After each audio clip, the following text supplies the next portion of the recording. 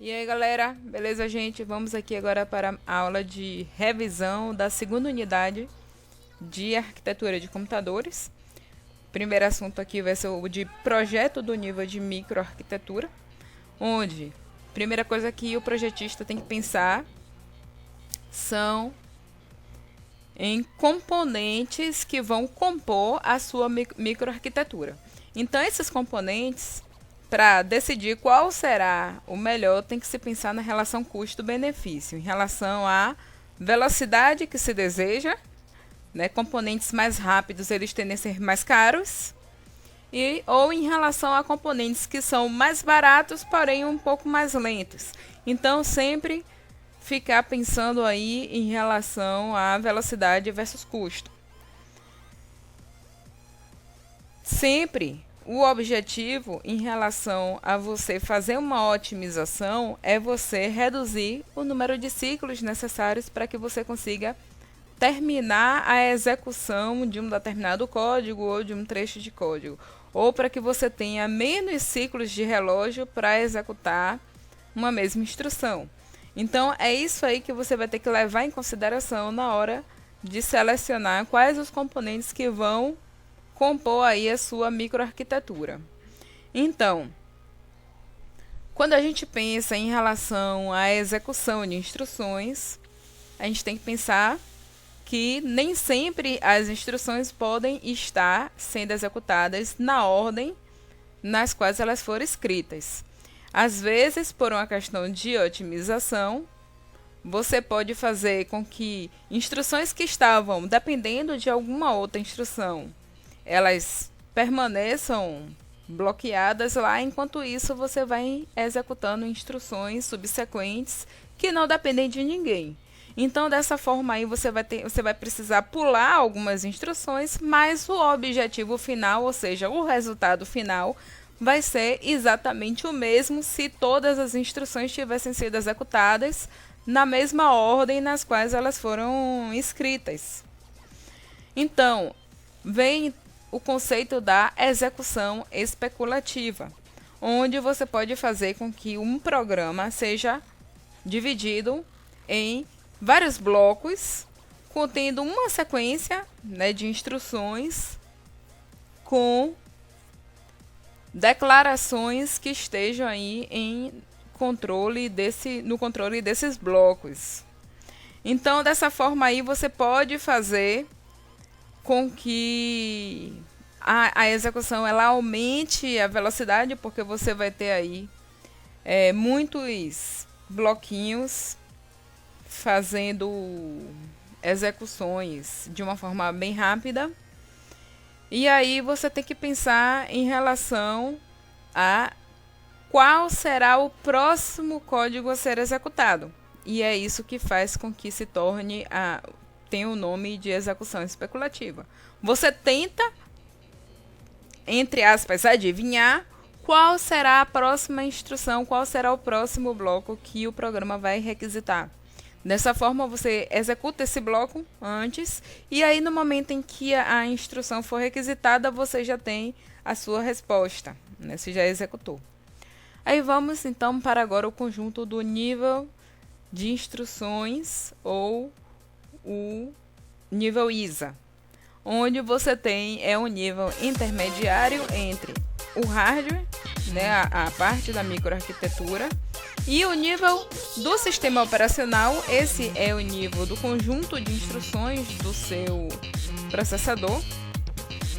E aí você tem uma interface entre os compiladores e o hardware. Então, sempre que você precisar desse conjunto de instruções, você tem que consultar o manual do seu processador. O seu processador, ele vai fazer com que um conjunto de instruções seja disponibilizado para que os programadores possam conhecer. Registradores. Existem dois tipos de registradores. Existe o registrador de uso especial, que você vai colocar para determinadas funções, como por exemplo, o registrador que ele só vai fazer aquela função específica. E os registradores de uso geral, que são os que os nossos programas utilizam na hora de você criar uma variável, na hora de você colocar variáveis de um determinado procedimento, variáveis de escopo global, variáveis de escopo local. Essas variáveis elas são colocadas nesses registradores de uso geral. Instruções. Instrução é tudo aquilo que você pode considerar como um comando e que a máquina pode entender e executar aquele comando. Então, como a gente estava falando, né, em relação ao nível ISA, cada processador ele tem um manual de instruções próprias que é fornecido pelo seu fabricante, e esse manual vai dizer quais são os tipos de instruções e quais as instruções que aquele processador executa. Então, dessa forma, você pode ter processadores que eles são mais ou menos otimizados em relação ao seu desempenho de acordo com a quantidade e a otimização das instruções que ele suporta. Então, aí vem o endereçamento. Especifica aonde encontrar os operandos, ou seja, qual o endereço que você terá que ir ou na memória, ou mais na frente nós iremos falar de como buscar isso em disco, para que você possa obter quais os operandos da sua próxima instrução. Então, existem os tipos, né, de endereçamento imediato, o direto de registrador, o indireto de registrador e o endereçamento de pilha. São esses os que nós iremos estudar. O endereçamento imediato é aquele tipo de endereçamento que contém diretamente aonde o operando está, ao invés de ter uma outra posição de endereço para que você tenha que ir fazendo uma trilha até chegar onde aquele operando está. Então, dessa forma você sabe que naquele determinado registrador, por exemplo, você tem um endereço que é exatamente aquele endereço que você vai encontrar o valor do seu operando. O endereçamento direto, ele é parecido com o endereçamento imediato, só que ele vai fazer com que você faça de um endereço, aquele endereço ele vai ficar fixo para aquela variável ou para aquele objeto ali que você está trabalhando. Por exemplo, quando você tem uma variável de escopo global, você tem uma variável que ela pode ter diversos valores ao longo do tempo de execução do procedimento ou do programa, mas aquela variável ela vai estar sempre naquela mesma posição, independente de qualquer coisa. Então, dessa forma aí, você sempre vai acessar aquele endereço específico quando você estiver referenciando aquela variável global. O endereçamento de registrador, ele na verdade ele é muito comum, né? É a forma mais comum de endereçamento, e ele vai fazer com que você especifique o endereço de um registrador ao invés de uma posição direta da memória. Então, para que você tenha o valor daquele operando, você tem que pegar aquele registrador, ler seu conteúdo, pegar o conteúdo e colocar ele dentro lá ler na sua memória e colocar ele lá dentro da sua memória para que você possa fazer a sua operação. Então, outra forma, o endereçamento indireto de registrador, onde na verdade você vai para o registrador, mas o endereço que está naquele registrador ali, ele não é o endereço da instrução, né, do operando, e no lugar daquele endereço ali vai conter um outro endereço de outro registrador. Então você vai ter que ficar fazendo uma trilha até descobrir aonde está o valor daquele operando ou onde está a instrução que você vai lá executar. Isso é também conhecido como um ponteiro. Então, pilhas. Quando a gente fala em pilha, a gente fala em três tipos de notação, né? O que a gente chama de notação polonesa invertida. Ou o tipo infixo, quando você tem operador entre os operandos, por exemplo, você tem A mais B. Pós-fixa, ou a notação polonesa invertida, quando você tem operador após os operandos, então você vai ter A, B mais, ou a notação pré-fixa, quando você tem um operador antes dos operandos, então é mais AB. Então, para que você tenha como ir fazendo uma pilha, você tem que ir quebrando a sua expressão de forma a ir colocando todo mundo no modo pós-fixo, pré-fixo ou infixo. Bora agora para o nível do sistema operacional.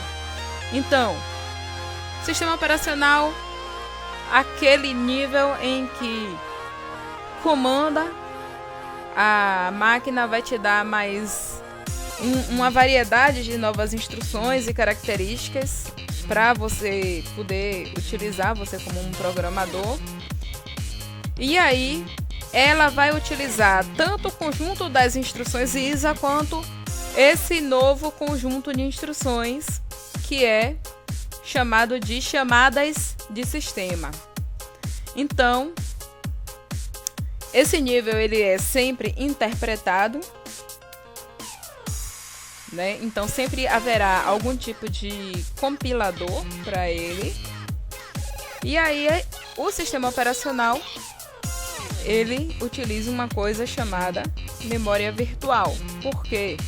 Porque se você tivesse muita memória, você ia ter uma arquitetura muito cara, então as memórias elas tinham uma capacidade relativamente pequena, mas um custo muito alto. Então, para que a gente pudesse fazer algum tipo de solução que fosse viável, vamos usar o disco. Só que para isso vamos simular uma memória no disco. Então, como é que acontece isso? Você pega um determinado programa, divide esse programa em várias porções, para que essas porções elas possam caber na memória. E aí, você vai fazer o gerenciamento da ordem de execução dessas porções e do tamanho dessas porções para que você não possa ter muitos fragmentos de memória não utilizados. Então, vamos agora para um conceito conhecido como a paginação, onde essas porções, elas na verdade elas se transformam agora para um conceito de páginas. E esse mecanismo ele é totalmente transparente. Então, a partir do momento que você está fazendo a execução de um programa, você na verdade está carregando páginas daquele programa na memória. A partir de uma determinada página que ela não se encontre naquele momento na memória, você vai ter uma falha de página. Essa falha de página vai fazer com que você busque no seu disco, através de um mapeamento que você tenha entre a memória virtual e a memória física, ou seja, a memória no disco e a sua memória principal.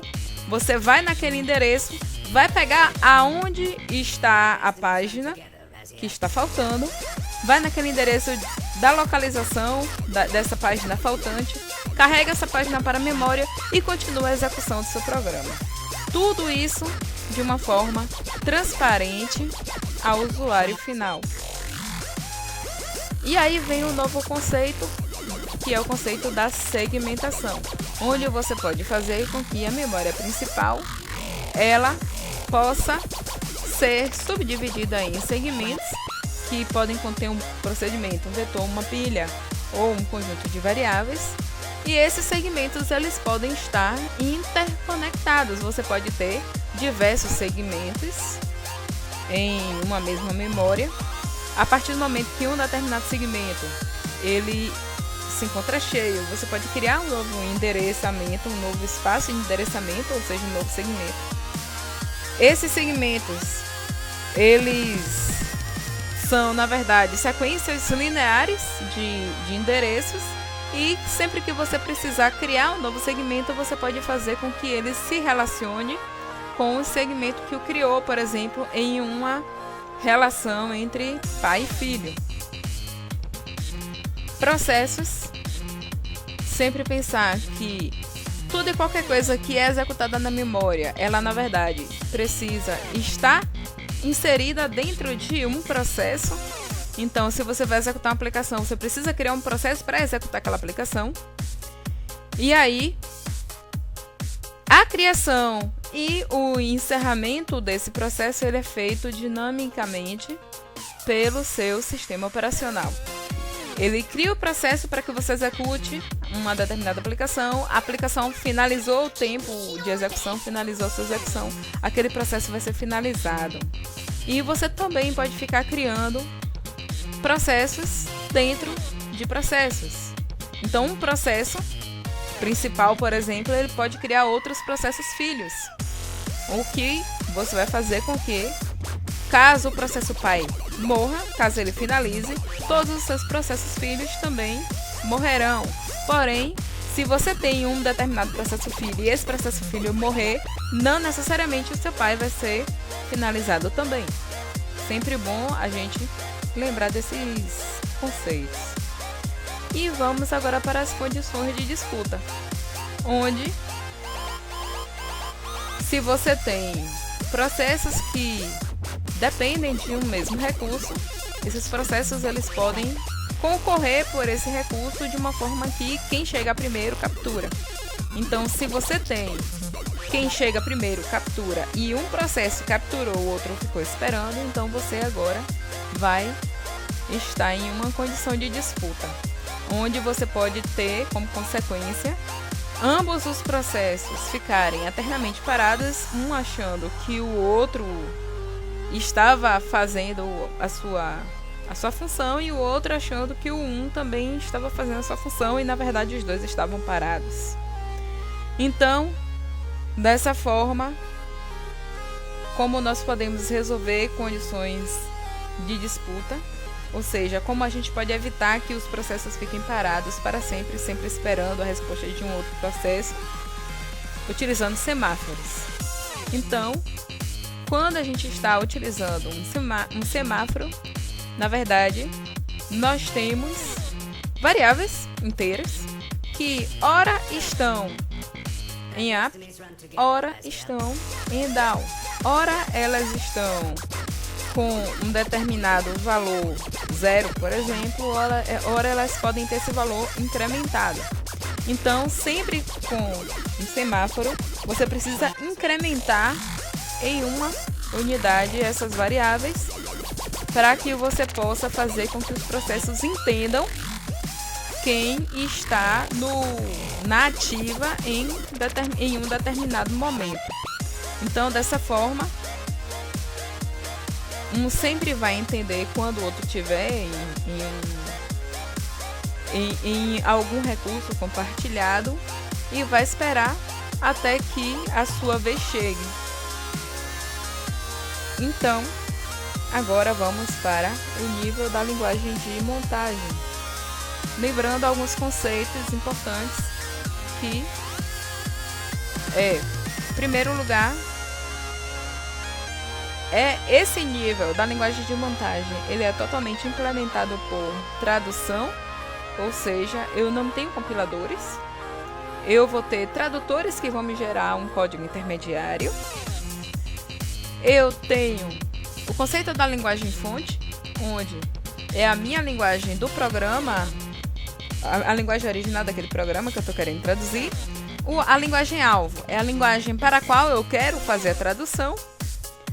O meu tradutor eu chamo de assembler, que vai fazer com que o meu código seja gerado, o meu código intermediário seja gerado, e o meu processo de interpretação, na verdade, significa que eu vou fazer a execução do programa original. Todas as vezes que a gente tem uma interpretação, a gente tem um compilador e nós executamos diretamente o código fonte daquele programa. A gente não precisa gerar nenhum código intermediário. Mais uma observação é: a linguagem de montagem é denominada assembly e o tradutor assembler. Sempre ter aí esse discernimento. Então, pseudo-instruções, na verdade, são instruções que apenas o montador, o assembler, ele vai entender. Você vai dar um comando a ele e ele vai executar aquele comando ali. Macros, onde a gente, ao longo do nosso programa, a gente pode estar criando macros com linhas de código que se repetem ao longo do nosso programa. Então, quando você tem um bloco um trecho de código que ele vai se repetir muitas vezes, você pega esse trecho e coloca ele em uma macro. Então, assim, a macro, ela não tem um valor de retorno. Então, dessa forma, você pode diferenciar aí de um procedimento que o procedimento ele tem um valor de retorno. O processo de montagem ele pode ser feito em duas etapas, onde a primeira etapa você monta todas as tabelas base que você vai utilizar na etapa 2, incluindo a tabela de símbolos, de pseudos instruções, para que você possa, depois de uma primeira passada, você fazer todo o processo de ligamento e todo o processo de geração do código objeto, do programa objeto. A tabela símbolo, a gente vai ter lá as variáveis e com os seus respectivos valores, ou seja, os símbolos que estão presentes no nosso programa. E aí vem a parte da ligação e do carregamento, onde...